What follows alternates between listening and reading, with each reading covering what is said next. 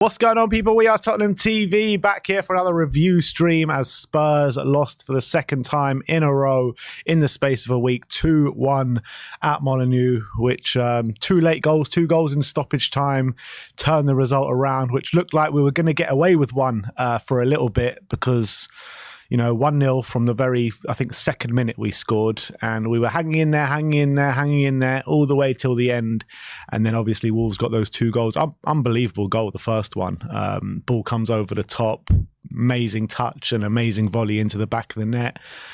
But look, I guess we'll start from the beginning in terms of the selection chosen by Ange Postecoglou. I thought, in hindsight after the game, that it was the wrong decision to not play a more creative player like Giovanni Lo Celso in the middle. And I think that showed a little bit in the game as well, where we just had no creativity whatsoever from midfield. And on top of that, the kind of performers which we had to rely on massively yesterday, the ones that have put in consistent displays throughout the whole season, players like Yves Bissouma, Pape Matar, Højbjerg, whenever he's been called upon. The midfield just was nowhere near good enough yesterday, was it? No, definitely not, especially on the ball. And to be fair, they even lost the midfield battle off the ball as well. They weren't even great on that front. But I think if you look at the stats, there was no shots at all from either the midfield three. There was only one key pass between the 3 players as well. I think that just tells a story of the lack of quality they had. And to be fair to Wolves, they played obviously a 3 at the back system. They played like a bit of a 3-4-3 /3-5-2 formation, depending, because Bellegarde sometimes out wide, sometimes he's a good player, by the way, that Bellegarde. Yeah, he definitely looked bright throughout the game. And basically what it meant was they suffocated the space in the centre, and because they had these wing backs very advanced forward, which they did in Aït-Nouri and Semedo, they basically were primed to exploit the space that Emerson and Porro were leaving in the fullback positions, especially in transition. What you would notice was Wolves would win the ball very quickly and very quickly go for a switch of play to the opposite fullback, because they knew that that's where the space would be, because the fullbacks like to invert and they tuck in very centrally. And it was Johnson and Kulusevski who were very far out wide, providing the width. And in essence, Johnson and Kulusevski were kind of playing in very similar positions to where Semedo and Aït-Nouri were playing, but because they're the wingers, they had fullbacks to contend with, whereas the wingbacks had a lot more space, so they were getting a lot more joy. So they'll play the ball out wide, the space would be there, and when we were trying to play through the centre, basically Højbjerg, Bissouma and Sarr all wanted a lot more time on the ball than they had, and without basically the quality of Maddison in the centre of the park, they very much struggled to basically control the game in the centre, pass the ball through the lines, and they kept getting caught, and we really struggled to string 2 passes together, albeit right at the beginning of the game. It was a good start to the game, and it was actually a really good team goal. And you're thinking, all right, perfect start, just after the week from hell, pretty much, just what we needed, wasn't it? That start, but unfortunately, it was pretty much the last time the last time in the game we put a team move together. Literally, in the second minute was the last time we put a team move together. Lovely little interchange from Porro and Kulusevski. Porro puts a lovely ball into on the money for Brennan Johnson, and he gets in between the space and puts it in the back of the net. But after that, we just reverted into our shells. We couldn't do anything. I was so disappointed with Bissouma throughout the game yesterday. And it seems to be like getting progressively worse since that red card from Luton. We haven't seen those same levels for him from before that red card. I don't know what's going on with him, but he seems to, before that, thrive in the kind of short space and the limited spaces that he was given, being able to operate in those areas and show those driving runs, show that passing ability. He just couldn't do that yesterday. And he was probably the one that disappointed me the most on the pitch yesterday. Yeah, he didn't have a good game. I would say he disappointed me the most, not because he was the worst player, just because we know how good he can be, and he's not reaching anywhere near those levels, in my opinion. And I personally thought he was the worst player for us on the pitch yesterday. I didn't think he was the worst player. I mean, I don't think he was any worse. My point is, I don't think he was any worse than anyone else. I just thought, I think given his high standards he's set for himself this season, it's extremely disappointing the level of performance he's showing at the moment. I don't understand why it's dropped so much since that red card, because he was obviously doing so well before then. And, since then we had the Palace game, we had the Chelsea game, and we've had this one. And all three of them... Obviously, he was suspended for the Palace game, right? No, he played the Palace game. He was suspended for the Fulham game. Oh, right, yeah. Yeah, so we've had those three, and he just hasn't been at the same level. He's been actually brought off early in two of them as well, including yesterday. He just hasn't been at his most, authoritative, confident self for some reason. And I can't really explain why. It's very peculiar. Maybe it's just one of those things, he's going through a bit of bad form. But first 10 games, he was really consistent, playing at a really high level. And at the moment, I don't know whether that red card he's taken a knock to his confidence or something, but something's changed since then, and he needs to shake it off as quickly as possible. Let's be honest, though, it wasn't the greatest game of football, was it? I mean, there was limited chances at both ends. I don't think Vicario had a couple of things to do pretty much until the last minute, but not much. I mean, he was fairly untested, wasn't he, for the majority of the game? And it did remind me a lot of a performance under Antonio Conte, with the wing-backs being pushed back and the passing completely being off and no chances being created and stuff like that. Just a really dull game where you thought we would just get away with it 1-0 and just keep carrying on till the last minute. But those last minute goals do happen. And you got to give credit to the defence, how they stood up for the most part of the game, because I thought they dealt with most of what Wolves thrown at us for the whole game. But it was those last minutes where they just lost their concentration, didn't they? And Eric Dyer lets players get in behind him. Ben Davies just couldn't deal with Sarabia, albeit I don't know who could have dealt with Sarabia in that chance, because it was a world-class goal, a world-class touch and a world-class finish from Sarabia. But I think Ben Davies was brilliant, was our best player throughout. But he was involved in the lapses of concentration right at the end. I thought Davis had an exceptional game, well, before the 90th minute anyway. He was literally near faultless. He was winning every ground duel. He was actually pretty good on the ball as well, making very few mistakes. He was the only defender, really, I felt, playing above his level, really stepping up his game for this one when we needed him. And it looked like it was basically his defensive display was going to get us all 3 points at one point, but unfortunately it played against us in the end. But I thought he was really good. I thought Dyer at times was good, but at times very average as well. He played the ball straight out play for the first goal, which they were able to take a quick throw in, and then he put no pressure on the ball for Cunha as well, who was able to play a really nice dinked ball into the box for Sarabia to score. And Eric Dyer is very close to him. I think if that's Romero, he's getting very tight, very aggressive. He's making it either a crunching challenge. He's making Cunha make a decision quicker. Dyer stands off him and allows him to play that ball into the box. And especially at that point in the game, especially as well, he's just played the ball out of play. That's very, very frustrating. And then the second goal happens, a few minutes later when we're chasing the second goal. But I would say overall, I think I remember one save from Lamina in the first half Vicario had to make. Apart from that, I think Hwang had a chance in the second half which fell to him a bit luckily after a shot deflected into his path, and he probably should have scored. But apart from those two chances, I don't remember too many clear-cut openings. They obviously had most of the good openings in the game were falling to Wolves. But in terms of clear-cut chances where you feel like, they should have scored from that, it was very much few and far between for both sides, but especially Wolves having majority of the shot. I think they had 17 shots in the end, but I can, apart from the goals, I can only remember two real proper clear-cut openings they had.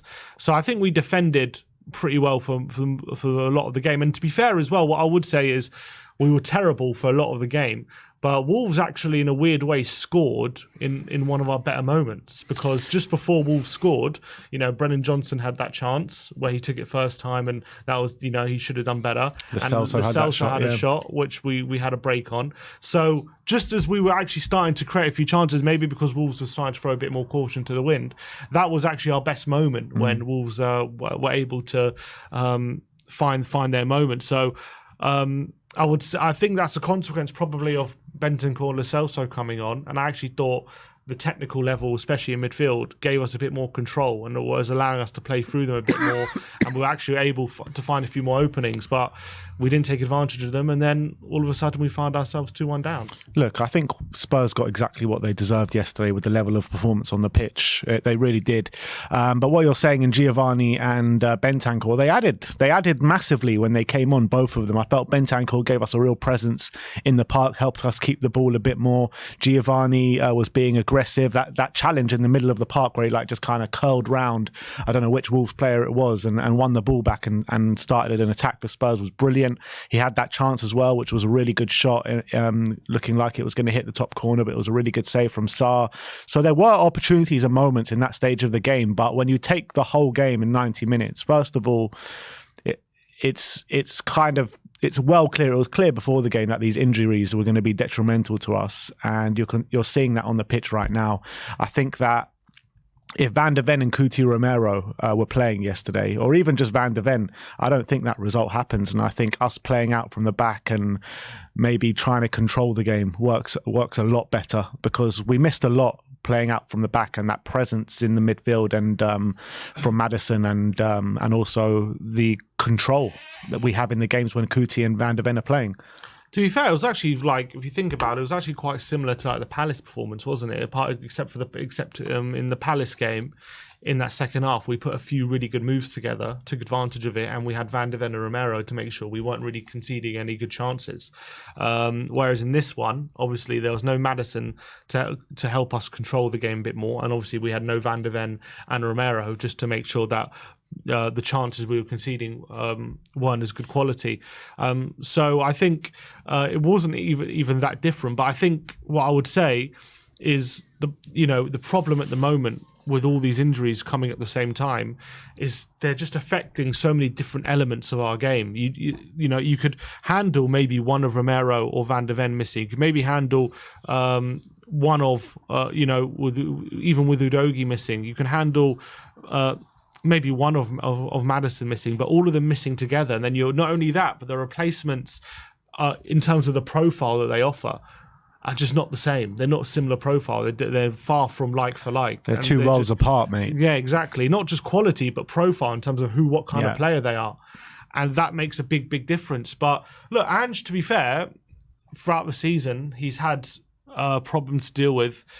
He's done things, for example, right at the start of the season, like he started the season with Richarlison up front, didn't he? So on the left, and he started with Ollie Skip in the middle, and then he figured out very quickly. He even started with Emerson at right back, and he figured out fairly quickly that even though we got a decent result at Brentford, he figured out quickly that's got to change, and he's changed up. So yes, I feel like yesterday, maybe in hindsight, I maybe would have picked, probably a Lo Celso in the centre. That maybe would have helped, or maybe I don't know what he could have done at centre back, but maybe could have played a Phillips. But I'm not gonna say that was a bad decision. But I would say probably he would have felt like, given how the midfield played, we would needed some more technical presence in there.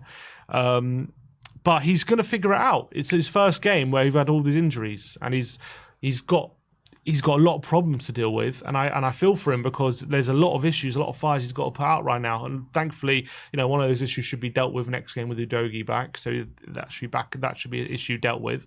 But he's just got to figure it out at the moment. It's not just because he got it wrong this time. This game is going to continue to get it wrong. Hopefully, he'll see what's happening on the pitch or identify problems, and it's all about just problem solving. And I think in this game, he didn't quite get it right, but hopefully he can, going forward, he can start figuring out those problems.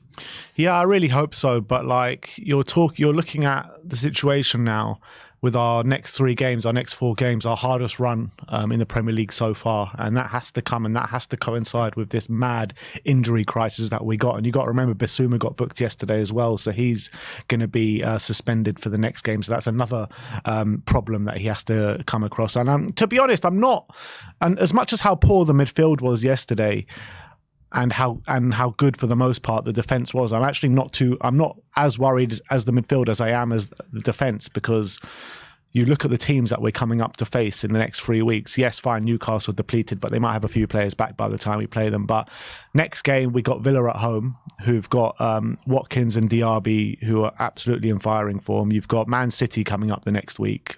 Need I say more? And then you've got Newcastle and West Ham coming up the next 2 games. So I don't know what kind of solutions Ange can even find to get consistent results in our next 4 games. I just don't know if it's possible. Yeah, I mean, even with our best team, it's going to be hard to get results in those next 2 games, even if everyone was fit. So, considering we've got injuries, it's going to be much, much harder. But he's got to find a way. It's not. I'm not. I'm obviously. We need results. Don't get me wrong, and that's what.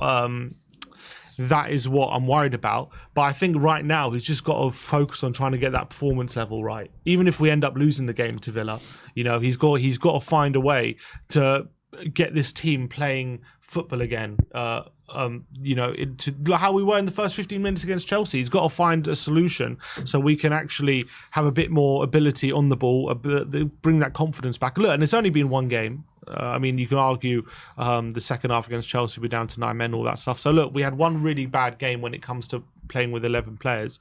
He's got to find a solution to get the performance level back up. And the results, sometimes you can't control that. With the defence we have, there's not much he can do. He's just got to play with what he's got. But in terms of getting the performance level up, I definitely feel like he can do that. Even against a Villa, even against a Man City, we are much better with the players that we have available than we were yesterday. Yeah. And I'm certain about that. And I think Ange knows that. And he looked disappointed after the game. He was saying how the players after we scored were way too conservative and they didn't play aggressively forward enough, and they let the game pass them by a bit.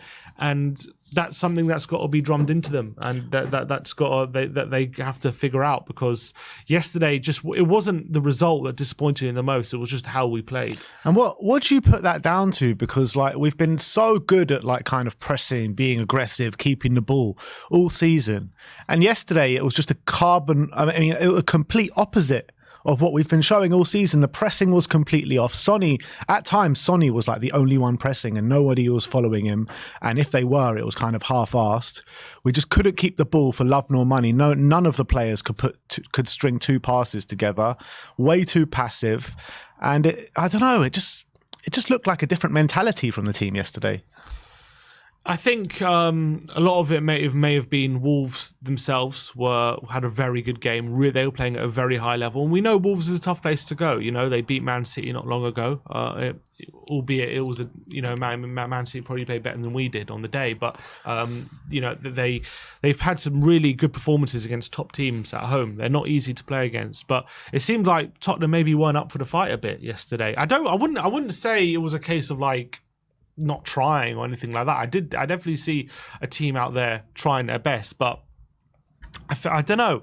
I felt like that tactically we were struggling to deal with what Wolves were, the questions Wolves were asking with, playing that 3 at the back system with the wide fullbacks. I think Gary Neal definitely had a plan to combat what we were trying to do, and we had no answer to it in terms of exploiting that space and then hounding us in the central areas. We had no answer to playing it quickly. And what you need to do in those situations is you need to show quality. You need to, when teams are not giving you time on the ball, you need to have players who are making very quick decisions, releasing it very quickly, and with quality. And we just didn't have that in the centre yesterday. And maybe I don't want to just put it down to Maddison. Obviously, Maddison makes a big difference when you have a player like him in the centre who can control a game like he has been doing, knows where the space is, knows where to go to ask different questions of the opposition, but as well has the quality. When you ask him a question, when you press him, he can make a quick decision, whether that go for a dribble or a quick pass. And the players yesterday weren't able to do that. So in terms of solutions, it's difficult. I mean, you can say maybe put a Lo Celso in, maybe even put a Bentancur in, who's maybe he's had a couple of games now where he's played significant minutes, so maybe he's getting there. But we need more technical ability, because Højbjerg, Sarr and Bissouma. I mean, Bissouma should have it, but he didn't have it yesterday. And then Højbjerg and Sarr just weren't at the level yesterday. Yeah, I mean, I remember one pass from Højbjerg which really split the Wolves' defence. But apart from that, he as well kept losing the ball consistently, time after time after time. And it was just so frustrating. It was so frustrating. It was a bit of a throwback to last season, the way we were playing for the most part of last season. It reminds me of the Fulham performance, to be honest, as well. The Fulham in the Cup. Yeah. And Similar. no, absolutely spot on. But that was also a throwback to last season, to be fair. But look, I think it's not all doom and gloom, which we got to say that. I know it's going to be very hard for the next few months with these injuries and suspensions that we have and that we keep getting, especially was so detrimental with Maddison and Van de Ven. But what I would say is that Spurs fans need to stick with it. Keep with the atmosphere, keep with the singing, keep with the positive mentality, because right now, even with these injuries and these suspensions, we're in this best spot that we've been in for a very long time. And yes, we've got detrimental stuff going on in the squad, but that will come to an end at some point. And we've got a very good starting 11. We just don't have good backup players, which we've known, and we knew that before coming into this season.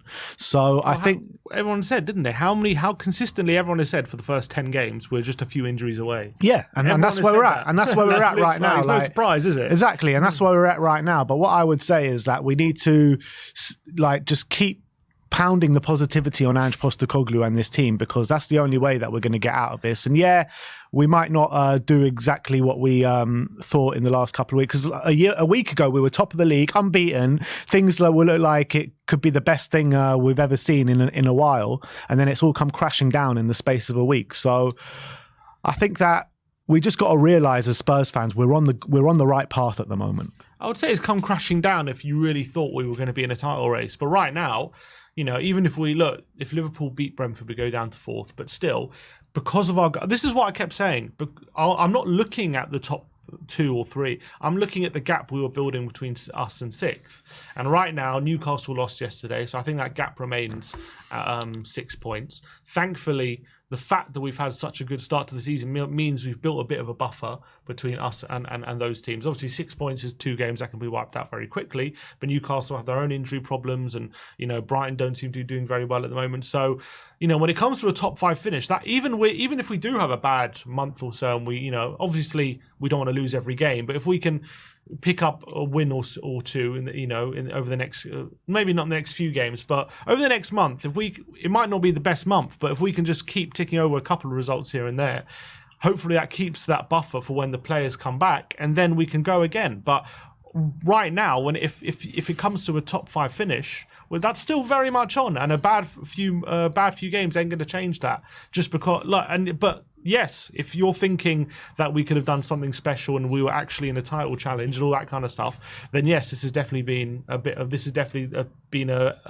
couple of weeks where we come crashing down to earth, 100%, and I understand that. But for me, I'm just looking at the top 5, and I think that's still very much on. It is very much on, but I think it's probably going to be more of a dogfight than maybe what people would have thought after the first 10 games of the season, after going unbeaten and everything like that. And I think it's probably expected, to be honest, because we are where we are right now. And I think, look, like you said, these gaps can be wiped out in the next couple of weeks, especially with us going to playing Newcastle in 3-4 weeks, whatever it may be. So, look, I think we just need to stick with it. And we need to, like I said, just pound them with absolute positivity. And even if we do go on a really bad run now and lose our next 3 games, I don't want to hear anyone being like, oh, this one's got to go, that one's got to go. We know, or I believe this for an actual fact, like if we do well in January and in the summer and replenish the squad with what we need with the so it doesn't look so bad when this situation happens again, then next season we could have a really strong season and we could actually do something special. So we need to realize as Spurs fans that we are on the right path right now. And yeah, there are going to be blips and bumps on the road. Ange Postecoglou has been saying this all season, by the way, that, these bumps in the road are going to happen. They are going to come. And we're here. This is where we are right now. So we need to support the team. We're going through a very bad moment at the moment, and they need our support to the max at the moment. And that's just what it has to come down to. Absolutely agree. I mean, what can I say? It's going to be, given what we saw yesterday, I think it is going to be a very difficult next couple months, especially with Van der Ven and Maddison out, given how crucial they are to what we want to do. So it's going to be very difficult, but we got to stick with it because we know what Ange is capable of. We've seen it the first 10 games when we've got players who can do the job. We've seen for our own eyes. So the very fact that right now, look, and to be fair, it's only been one game, but the fact that yesterday was so disappointing can't let us just get too downhearted about what we can do this season, because you just got to remember at the beginning of the season everyone was aiming for top 6, and if everyone said if we get top 5 or top 4 that'd be a great season, and that is, even with a bad few games, it's still very much on. Absolutely. So that is your match review for the I wouldn't say damaging, but hard to take defeat yesterday when we conceded 2 goals in the last minute to lose to Wolves at Molineux.